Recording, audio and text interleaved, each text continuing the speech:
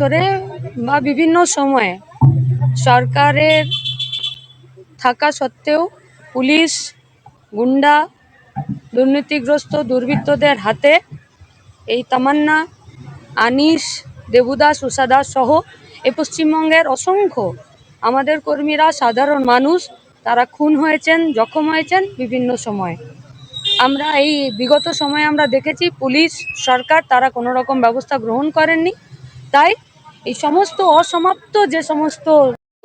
কেসগুলো ছিল, যেখানে বিচার পায়নি, খুনিদের শাস্তি হয়নি, আমরা সেই সমস্ত খুনিদের শাস্তি এবং বিচারের দাবিতে যাতে তারা যথাযথ শাস্তি পায়, সেই শাস্তির দাবিতেই আমরা আজকে মুখ্যমন্ত্রীর কাছে, আমাদের বিধায়ক বলেছেন, ডোমকলের কমরেড মুস্তাফিজুর রহমান, তিনি বলেছেন আমরা সময় পেয়েছিলাম, সিএম সময় দিয়েছিলেন, আমরা সেই বিচারের দাবিটাই তার কাছে করেছি। তিনি এই সম্পর্কিত যা যা ব্যবস্থা নেবার কথা, সেই সব ব্যবস্থা নেবার কথা তিনি বলেছেন। আমরা ভবিষ্যতে দেখব যে যাতে এই ধরনের ঘটনা না ঘটে, আর যে ঘটনাগুলো ঘটেছে, যারা খুন হয়েছেন, আমার আশেপাশে যারা আছে তারা প্রত্যেকেই শোকস্তব্ধ পরিবার, এরকম অসংখ্য পরিবার গোটা পশ্চিমবঙ্গে আছে, তারা যাতে দ্রুত বিচার পায়, ইনক্লুডিং আরজি করেও যে খুন হয়েছে, যে ধর্ষণ হয়েছে, তারও বিচার সমেত এই গোটা পশ্চিমবঙ্গের যারা এইভাবে